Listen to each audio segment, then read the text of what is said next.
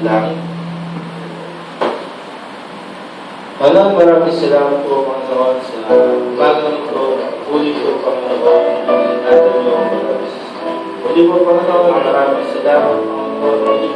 Dahil sa mga bagong isang linggo, po, Panginoon, ay patuloy po, Panginoon, na pagpalalayo po ang aming gawain ng umaga. Kayo po may taas, pasalamatan, mga purihan. Sa pangalan ni Jesus, Amen. Opo, Audi.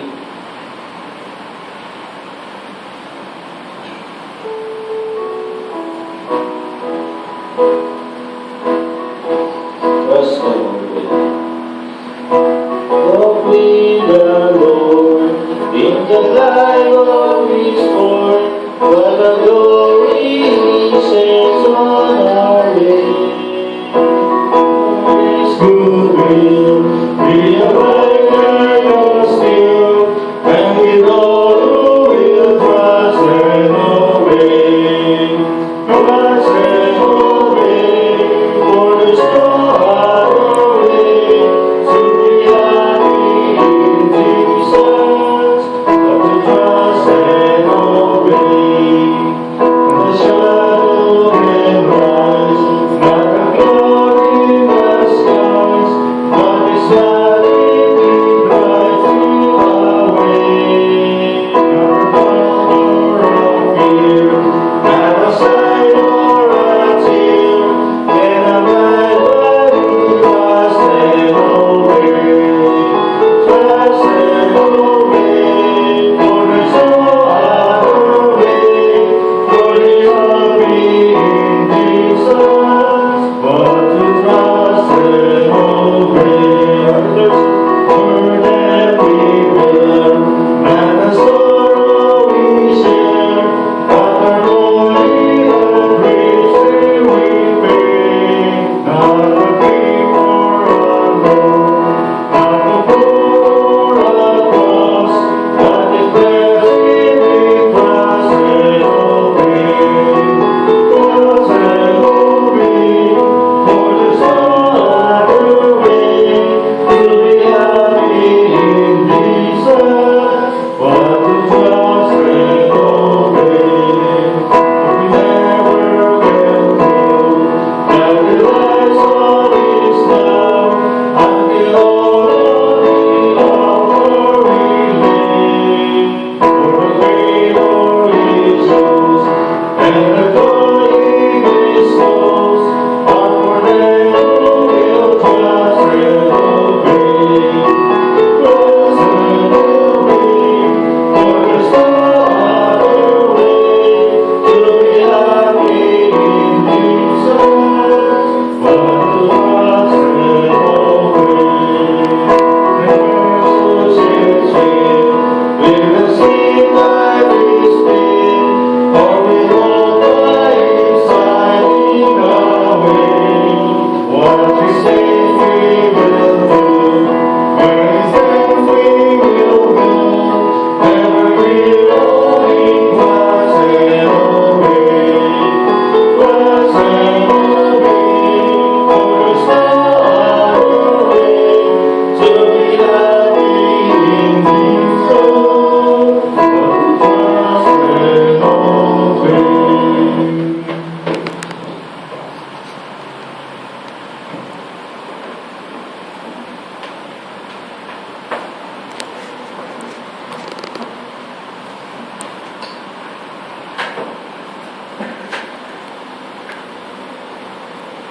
Okay, pray po tayo. Dear Lord Heavenly Father, ngayon ay nasa sandali kami ng makikinig ng iyong salita. Again, we invite the Holy Spirit to fill this place. We invite the Holy Spirit na pumilos even sa mga nanonood sa tahanan. At sa sandali nito, please anoint thy humble servant. In Jesus' most precious name, we pray. And all the people will say, Amen. Pwede na po tayong maupo.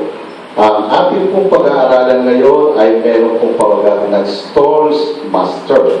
So, para reviewin lang po, for the month of May, ang ating pong theme ay God in the midst of storm. So, ang Diyos sa gitna ng bagyo. nung una pong, so, ayaw rin. Dapat palitan mo natin. So, saka.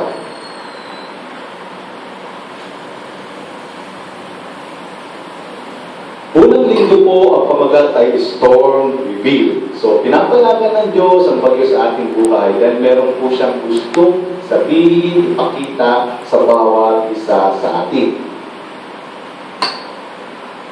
What the storms of life reveal? Una po, ipinapakita ng bagyo yung mga bagay na kaya natin. Ang text po natin dito, kung naaalala niyo po yung mga disipulo kasama ni Jesus doon sa bangka, tapos biglang bumagyo. So, before nung bagyo, maraming bagay na kaya yung mga disipulo. The same thing with us. May mga bagay na nakakaya tayo, may mga bagyong nalalampasan tayo, simply because hindi dahil magaling tayo, kundi tinulungan tayo ng Lord. So, we must always be grateful. Pangalawa, nire-reveal ng bagyo yung mga tinatawag na hindi natin kaya. Bakit po? Para may pakita sa atin na tayo'y tao at siya ay Diyos at kailangan natin ang bawat isa. So gusto niya tayo maging grateful, gusto niya tayo maging humble. At nakita po natin, nung hindi kaya ng mga disipulo, tinawag natin nila ang Panginoon, isang gano'n lang ng Panginoon, kumalma yung storms of wind at makikita po natin doon na tanging Diyos lang yung pag-asa natin, kaya kailangan natin maging faithful. So, nag-conclude po tayo, storm was a unique way. Meron siyang kakaibang paraan para ma-reveal sa atin kung anong klaseng tao tayo. Ang storms of wind or storms of life, may kakaiba siyang kaparaanan para ma-reveal sa atin kung anong klaseng tao ang mga nasa paligid natin. Pero pinakamahalaga, yung storms sa ating buhay, meron siyang unique na paraanan para ma-realize natin kung gaano kabuti ang Diyos, kung gaano ang kapangyarihan ng Diyos sa ating buhay. On the second Sunday, storms effect. Hindi niya lang pinapayagan ng bagyo para meron siyang masabi sa atin. Gusto niyang magkaroon ng magandang epekto sa atin yung bagyo ng buhay. Pero sabi nga natin, pwede ang maging epekto ng buhay, it will break us or it will build us. It will make us bitter or it will make us better person. O kumbaga sa ilaw, maging blurred tayo o maging brighter po tayo. Pero ang intended effects ng Diyos sa atin, kaya pinapagayagan niya ang bagyo ng buhay, para maging worth o makabuluhan ng ating buhay. Hindi ba yung nauubos sa cellphone? Hindi ba nauubos yung buhay natin? Hindi pa sa mga araw na walang significance ang ating buhay. Pangalawa, hindi lang word wisdom. Gusto niyang mas maging malawak ang ating isipan. Gusto niyang mas maging tama tayong mag-isip. At pinapayagan niya yung bagyo ng buhay para magkaroon ng epekto sa atin, makaranas tayo ng mga himala. Kasi minsan, kailangan may magkasakit para malaman natin ang Diyos pala Jehovah Rapha. Kailangan mayroong mga ilangan para malaman natin ang Diyos Jehovah Jireh. Kailangan parang nag-iisa ka para malaman mo ang Diyos Jehovah Shammah. Kailangan minsan, mayroon kang kabagabagan para malaman mo ang ating Diyos, siya po yung Jehovah Shalom, siya yung kapayapaan. So, then, the third, that conclude po tayo, you will never be the same after the storms of life. So, pwede kang mas maging worse, pwede kang mas maging better. Pero, ang intended effect ng Diyos ulit, maging warrior ka, mas maging makabuluhan ng buhay mo. Mas maging wiser ka, mas maging pantas ka, tamang mag-isip, at maranasan mo yung mga wonders o himala ng Diyos sa ating buhay. Last Sunday, pinag-aralan po natin yung stone's proof. Pinapayagan niya yung mga bagyo ng buhay sa ating buhay para may mapatunayan sa atin. Una, pinapatunayan ng bagyo ng buhay kung sino ang people niya o tao niya. Diba? In the case of Job, nung panahon na siya'y sagana, hindi niya nakakalimutan ng Diyos dahil siya nag-o-offer ng sin offering, baka nagkakasala yung kanyang mga anak habang nagkakasiyahan. At sabi nga noon, ginagawa niya ito continually. Kasi minsan, pagka maganda ang buhay natin, nakakalimutan natin Diyos. Pangalawa, napatunayan siya talaga ay sa Diyos sa panahon ng mga pagsubok. Di ba? Nawala ang lahat. Pero ang sabing gano'n, anong ginawa niya? Sumamba siya. Anong ginawa niya? Sabi gano'n, kahit kailan hindi siya nagkasala, hindi niya sinisi ang Diyos. So, pinapatunayan din nito yung purpose ng Diyos. Ano yung purpose ng Diyos sa bagay ng buhay? Sabi gano'n, sabi ni Job, when he tried me, I shall come forth as gold. Pag sinubok niya ako, magiging kagaya ko ng ginto. Ang ginto po dumadaan sa proseso, sa apoy ng pagsubok, bago lumitaw ang lantay na ginto. The same thing with Job. The same thing with us. Nagiging better person tayo, mas nag-i-improve tayo dahil po sa Panginoon. Then, in stores of life, pangatlo pa lang yung tinatawag na, sabi gano'n, stores of life proves the power of God. Ano yung ginawa ng Diyos? Hindi lang doble, hindi lang triple, ibinalik ng 4 na ulit yung kanyang mga bagay na nawala sa kanya. Pero matindi, yung 3 anak na babae niya at yung 7 anak na lalaki niya ay naibalik. Hindi ko alam kung paano. Ang alam ko lang, walang imposible sa Diyos. And all the people say, Amen. Diba? So, nag-conclude tayo, stones of life prove the strength of our anchor. Kumbaga sa bagyo, sa barko, sa panahon ng bagyo, doon nalalaman kung gaano katibay yung anchor. Ganon din yung ating Diyos. Mas napapatunayan natin, kailangan natin ang Diyos, walang imposible sa Diyos, nagmamahal ang Diyos sa panahon ng bagyo ng buwan. And this morning, pag-aralan po natin yung ating pong Storms Master, but dito hindi nakikita. So, pag sinabi pong Storms Master, yung bang sino ang masusunod sa panahon ng bagyo na buhay? Okay. So, teka. So, kumbaga sa tinatawag na barko, siya yung kapitan. Pag sinabi natin Storms Master. Kumbaga sa aeroplano, siya yung piloto. Kumbaga sa sasakyan, siya yung driver. Kumbaga sa buhay, siya yung master, siya yung Panginoon, siya yung nasusunod. Alam niyo po sa mundo, mayroong 3 klase ng tao. Yung tinatawag na natural men. Ang natural men, ilagay natin sa isang kotse, siya yung nagdadrive, nasa labas lang si Kristo, tatanaw-tanaw lang, hindi niya pa tinanggap si Kristo, wala pa sa puso niya, hindi pa siya ligtas. Pero naman tinatawag na carnal man. Tinanggap niya na ang Panginoon. Nasa loob ng kotse si Kristo, siya yung nagdadrive, nasa likod lang si Kristo, siya pa rin ang nasusunod.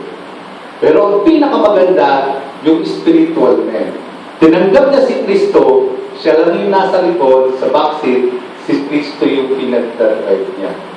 So ngayon ang pinag-uusapan po natin, yung bagyo pinapayagan niya para malaman kung sino ang nasusunod sa buhay natin.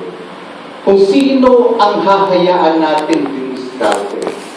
Kung sino kalooban ang masusunod, sa iyo ba o sa Kanya.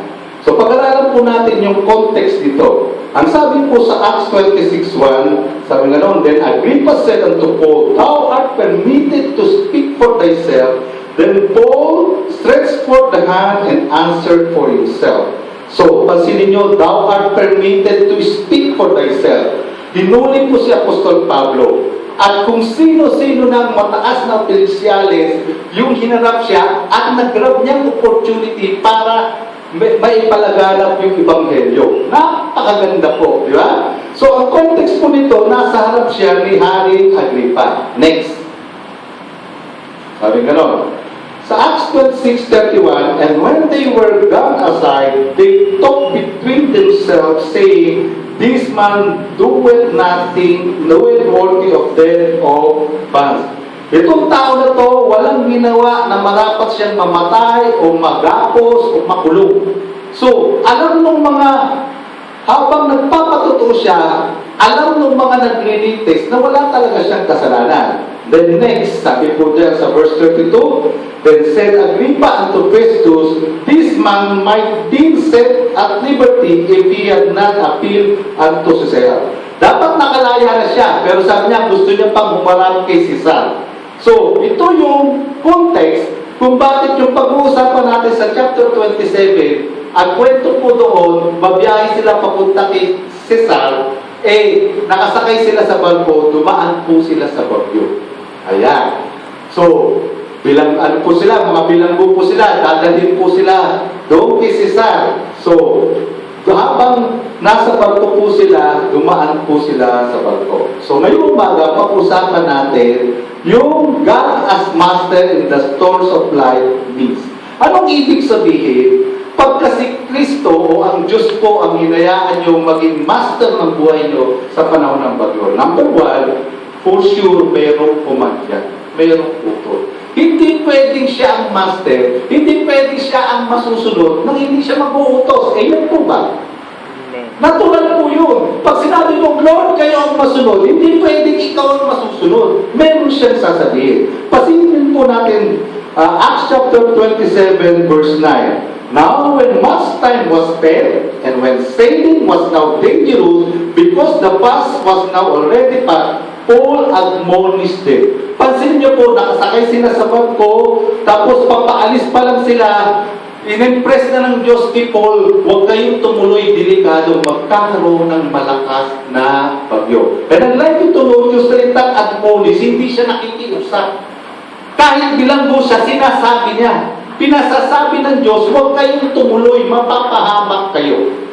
So, pag nag-decide ka na ang Diyos ang maging master ng buhay mo o Panginoon ng buhay mo, mas madalas, hindi yung gusto mo ang sasabihin ng Diyos. Amen po ba? Kasi testingin niya kung talagang siya ang master ng buhay mo. Another verse, sabi niya gano'n, paano, meron na naalala, teka mo na, pero nagtanong sa akin, paano pastor malalaman ang kalooban ng Diyos? Naitanong niyo ba yung sa sarili niyo? Sinagot ko po yung nagtanong. Camp po yun yung nagtanong. Ang sagot ko po, pag kalooban ng Diyos, tiyak may paraan siyang paalam sa iyo. Imposible na kalooban ng Diyos, hindi niya papaalam sa iyo. Kaya ang question, hindi kung ano ang kalooban ng Diyos. Ang tanong palagi, handa ka bang sumunod sa kalooban ng Diyos? Kasi pag hindi yun yung gusto mo, at yun yung kalooban ng Diyos, mas madalas parang ayaw mo parang hindi yun yung kalooban ng Diyos. But believe me, pag kalooban ng Diyos, may parang siyang sabihin sa iyo. At lagi kong sinasabi sa pulpito ito, mas madalas padadaanin niya kung sino ang pastor. Maging sensitive ka lang, makinig ka lang doon sa sinasabi ng pastor mo, mas madalas malalaman mo kung ano yung kalooban ng Diyos. Amen po ba? So, sabi nga nun, verse 10, and said unto them, I perceive that this voyage will be with hurt and much damage. Masasaktan tayo at madadamage not only of the landing of the ship, but also of our lives. Hindi lang doon sa mga gamit, kundi pati yung buhay natin. So, lagi ko rin sinasabi, obedience equals blessing. Disobedience equals cursing. So dito, pag hindi kayo sumunod sa sinasabi ng Diyos, mapapahamak tayo, hindi lang yung mga sakay, kundi pati yung mga taong sakay, hindi lang yung gamit. The next, anong sabi po dyan sa verse 11? Pansinin nyo.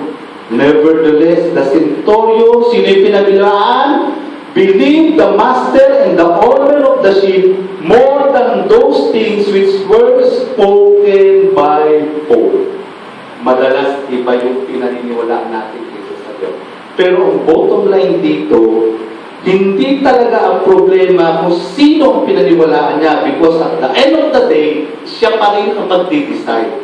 Siya po yung centurion So kahit sabihin nyo nung may-ari, kahit sabihin nyo nung tinatawag na master dun sa ship na yun, siya pa rin ang last say. Di ba? Parang may napapanood ako sa TV yung sa Itbulaga yata yung bawalan judgmental. Tatanungin yung iba, pero at the end, ang masusunod pa rin kung sino yung nandoon. So sabi gano'n, it's not a question of God or others, but God or you. Naalala niyo si Eva at Adan? Nung magkasala sila, ang sabi ni Adan kasi si Eva, ang sabi ni Eva kasi yung ahas. Pero hindi niyo po pwedeng sabihin niyo. ikaw pa rin, kahit sino ang nag-i-influence sa'yo, ikaw pa rin ang nag-decide. Kaya hindi mo pwedeng sasabihin, kasi si Eva. Hindi mo pwedeng sabihin, kasi yung Ahas. Kasi at the end of the day, ikaw ang magdidesisyon kung susundin mo ang Diyos.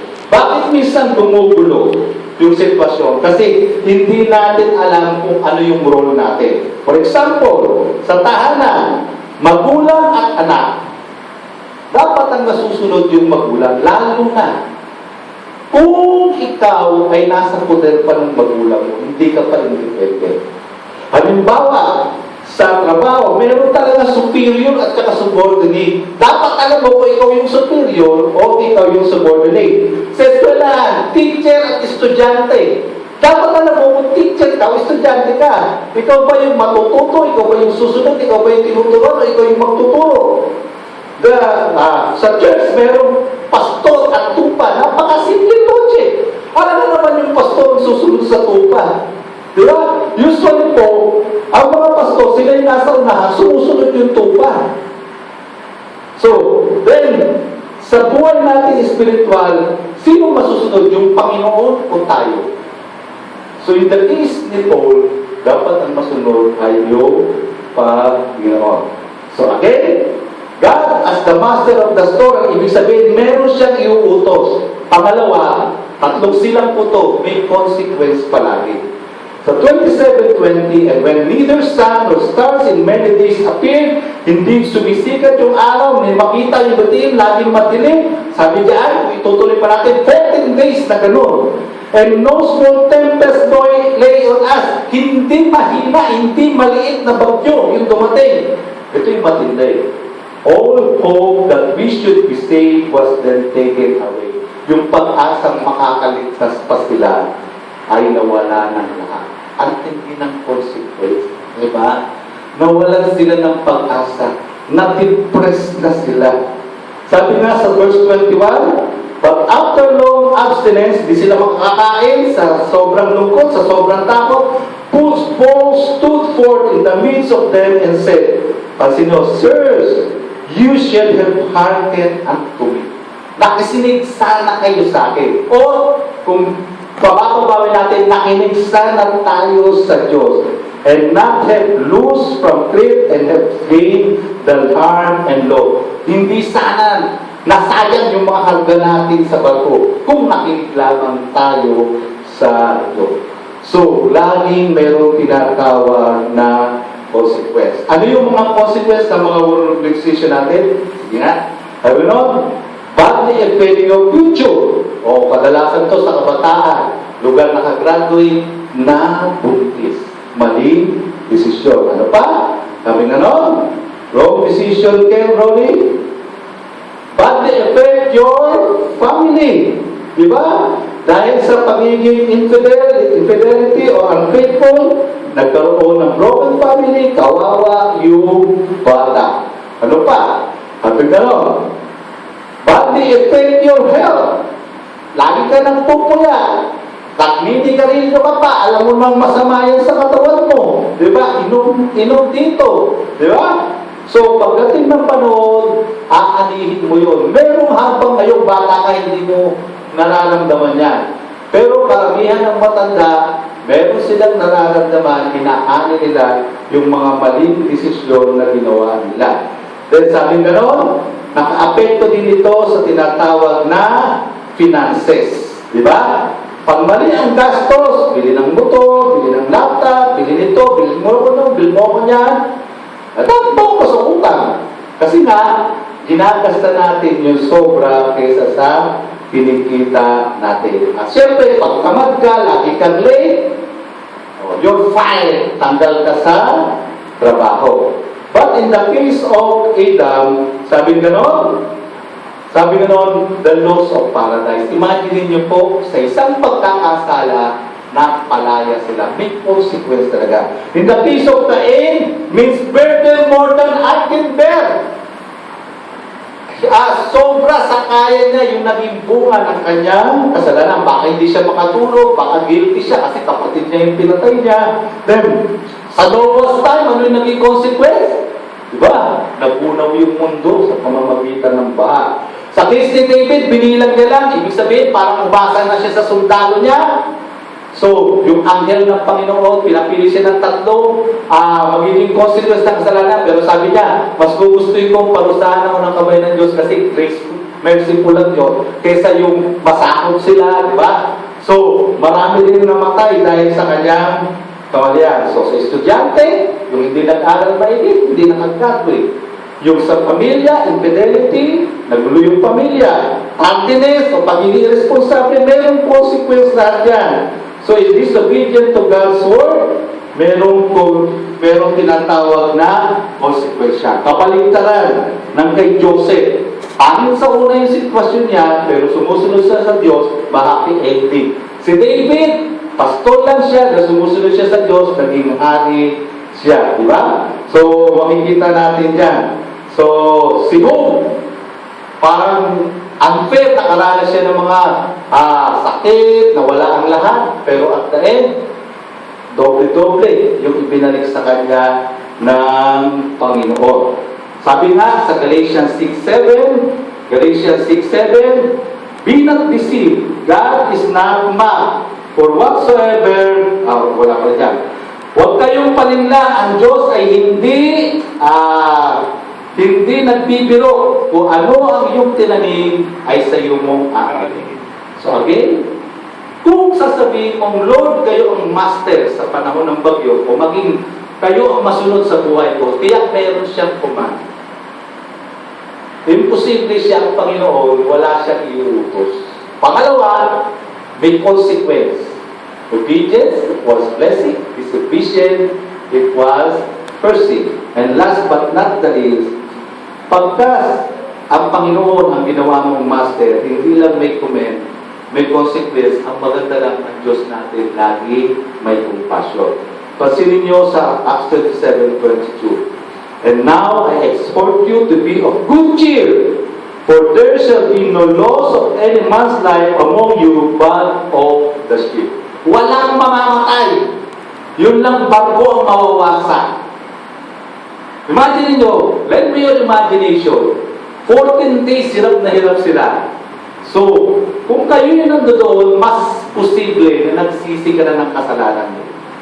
Kung kayo nandoon, mas posible na nakapagkulay-kulay ka, na sabi mo, sana sumunod na lang kami sa lingkod ng Diyos, kipagdo sa pinasasabi ng Diyos. So, dahil nagsisi sila, ang maganda, naawa pa rin ang Diyos. Kagaya ni David, sabi niya, pinapili siya ng tatlo, pero sabi niya, mas pipiliin ko, maparusahan ako ng kamay mo, kasi ikaw ay merciful. Meron kami isang verse sa Lamentation. Sabi doon sa Lamentation, it is of the Lord's mercies that we are not consumed. Dahil sa hapag lang ng Diyos, kaya hindi tayo sinusubok. Kasi bilang mga tao, ang kulit talaga natin, ang tigas ng ulo natin. Konting bola lang ng Diablo, nagpapabola na tayo. Kaya lahat tayo dapat sinupok na eh. Pero sabi ron, it is the Lord's mercies that we are not consumed. Pero yung maganda sa dulo, because His compassion failed not. Ang kanyang compassion, ang kanyang habag, ang kanyang pag-ibig ay hindi pumupupa. Sabi nga doon sa isang awitin, they are new every morning, new every morning, great is thy faithfulness, O Lord. So, naalala ko po, ako, tinawag ako ng Diyos. 20 years old pa lang ako. Ang kulit ko. Sabi ko, Lord, pag tinawag niyo ako ngayon, wala akong trabaho, hindi ako nag-aaral, baka kaya lang ako susunod dahil wala akong magawa. So, pwede ko ba pag tinawag niyo ako, yung meron akong may iiwan lahat. Grinant ng Diyos. 30 years old ako, humilit pa rin ako, 33 years old, 13 years. Tapos nung pastor na ako, umatin ako ng conference, nakita ko maraming mahirap na pastor. Gusto ko ulit mag-resign, gusto ko mag-suporta na lang ng pastor. Ay, nabutit na ako ng Diyos. 6 months na, nagkakampaw na ako sa utang. Pero nung ma-realize ko na nabola ako ng Diablo, nakala ko noble yun, yung mag-resign ako bilang pastor, mag-suporta ng mga pastor. Pero na-realize ko, yung gusto suporta ng Diyos, kaya ng Diyos kahit wala ako. Basta kailangan ko sumunod. Kung siya ang master, kung ano yung pinapagawa, yun yung gawin ko. Kung balik ako sa pagpapastor sa loob ng 6 months, alam niyo na yung testimony ko. Bayad lahat. Di ba? So, ang kulit ko talaga. Then, sabi na ron, God as the master of the storm, bibinunin natin. Pag sinabi mong, Lord, ikaw nang masunod, diyan may utos siya. Pag sinabing, Lord, ikaw ang masunod, pag sumunod ka, it was blessing. Pag hindi ka sumunod, it was blessing. Pag sinabi mong, Lord, ikaw na ang master ko, ang nakakatuwa, kahit lagi tayong pumapalpak sa gana ang kanyang biyaya. Kaya sabi ng Apostol Pablo, I am what I am simply by the grace of God. In conclusion, sabi nga noon, let Him be your master through the storms of your life. Actually, kahit walang bagyo ng buhay, dapat naka-settle na sa atin. Ang driver, ang piloto, ang kapitan ng aking buhay ay ang Panginoon. Merong matanda ng kwento. Bata pa ako narinig ko na, pero laging nagiging blessing sa akin. Yung isang bagyo, inabutan ng bagyo. Tapos yung isang bata, natutulog siya sa sobrang lakas ng alon, nahulog siya sa kama niya. Ang una niyang tanong, si tatay! Ang sabi ng kasama niya doon sa kwarto, siya yung kapitan ng bagyo. Siya yung nagmamaneho ngayon ng bagyong ito. Yung bata, balik ulit sa ligahan. Alam niyo kung bakit? Kasi knowing na yung tatay niya ang may control sa bagyo, at alam na sakay siya, mahal siya ng tatay niya, hindi papayagan nung tatay niya na lumubog yung barko. Kung si Kristo ang kapitan ng barkong sinasakyan mo, meron kang kapalitan. Meron kang isang kwento na gusto ko. Yung bang mag-asawa, kakakasal pa lang. Babiyahe sila, papunta na sa kabahay nila. Nabutan sila ng pag-uwi sa dagat. Takot na takot yung babae. Kasi talagang napakalakas ng alon. Pero nakita niya, yung asawa niyang lalaki, kaya pa. So, kino-comfort siya, hindi siya makomfort. Pinuha ng lalaki yung itak at itinutok sa kanya. Natatakot ka ba sa itak na to? Sabi ng babae, siyempre hindi. Bakit? Kasi alam mo, mahal mo ko, hindi mo ko iitak eh. Ganon din ang Diyos. Siya yung may hawak ng bagyo ito. Kung magtitiwala tayo sa Kanya, hindi niya hayaan kahit bagyo, kahit itak, ay maging kapahamakan natin. Kaya nga, let Him be your master through the storm of your life. Kahit hindi mo maintindihan ang nangyayari, hayaan mo siya ang manguna sa iyo. Kasi yung master ng storm, kaya niyang sa isang ganun lang titigil ang bagyo at babalik sa kapayapaan. Let Him be the master of your life.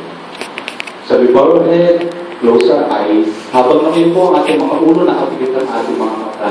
Baka merong nanonood ngayon, hindi ka patiyak na ligtas.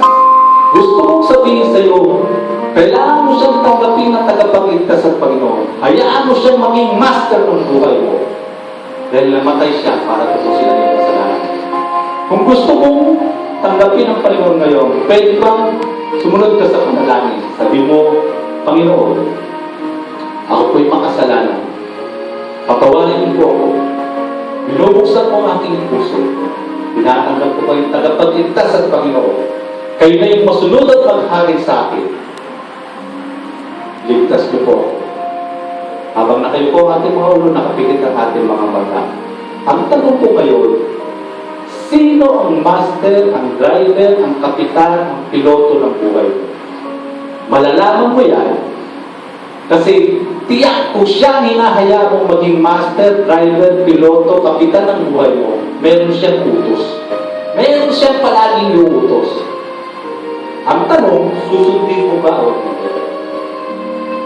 Baik mo man, laging may consequence. Pero kung sa sandali nito ngayon, maaamin mo sa sarili mo, Lord, maraming sandali ng aking buhay. Kahit kayo ang aking Panginoon, hindi ko kayo sinusunod. Patawarin po ako. Laging may compassion ang ating Panginoon. As we bow our head and close our eyes, pwede mo bang pasalamatan na ang dami mong nalagpas ang bagyo kasi siya yung ginawa mong master o kapitan ng buhay mo.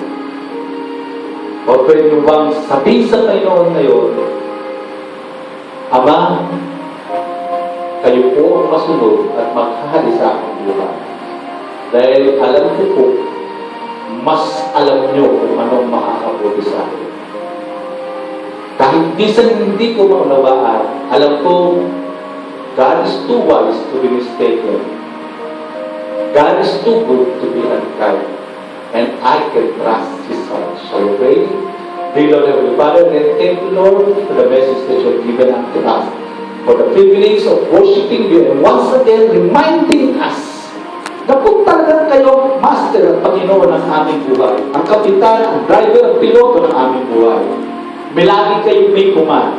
Help us, O Lord, to obey so that we can experience the great consequence, the blessing and not the cursing. At sa mga sandaling nagiging unfaithful kami, Panginoon, panagpanain niyo po ang inyong compassion, ang inyong grace, ang inyong mercy. In Jesus' most precious name is we pray, and all the people will say, Amen. Tumayo po tayo, umitin po natin trust His heart.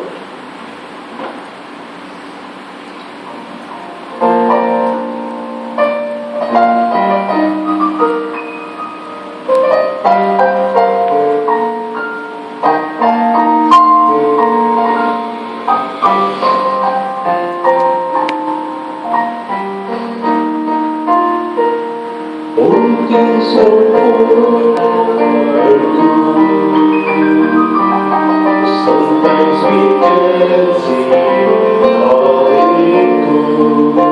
Struggle the race our hearts endure. Sometimes blind us to the truth. Our Father knows what's best for us. His ways are not our own. So when the mountains look steep and you just can't see,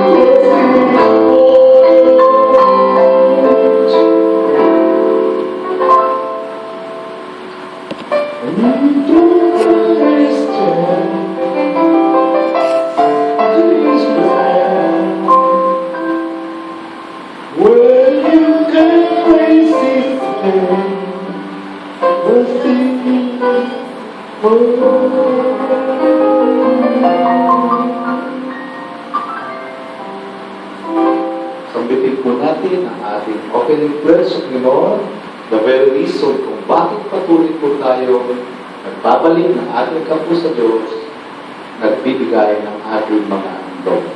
Ako'y nagbibigay ilang pasasalamat sa nakalipas na kabutihan ng Diyos sa akin.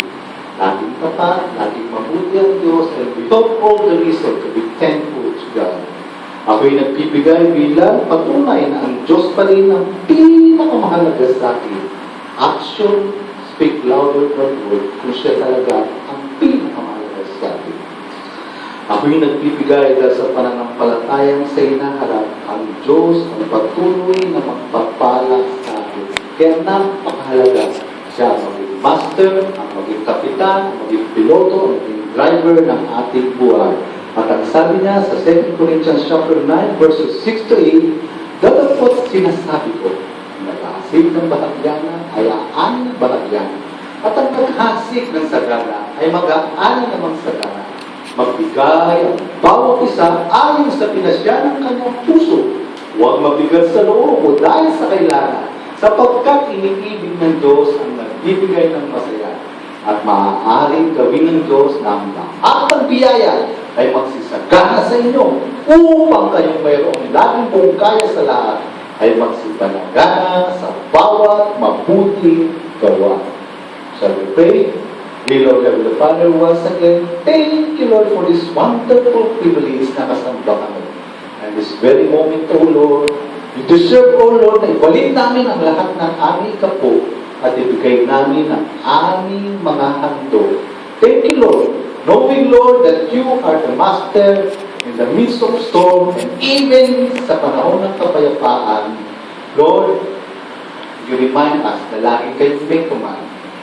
Laging command ay mayroong consequence.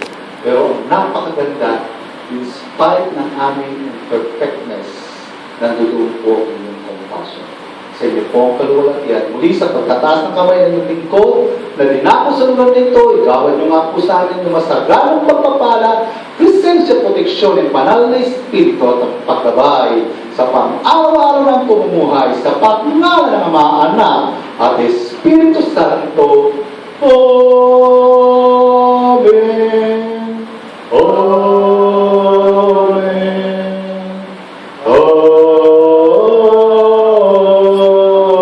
Amen. May po tayo. Lalo ba bayan ito? Papalang Panginoon, awitin po natin, give all your best. Give all your best. God is expecting, don't waste your time to be blessed by Him. Today is our chance, there's no repeating. We can recapture the wasted years. So give it right this time, oh Lord God, through our offering. Don't make Him sad this time, it's ours not He. His words are true, believe them in faith. Blessing He promises to them who obey. He's given His soul, what them will be given. It's not time to waver, no time to delay. So give it right this time, oh Lord God, through our offering. Don't make Him sad this time, it's ours not He. His words are true, believe. Okay? Salamat po.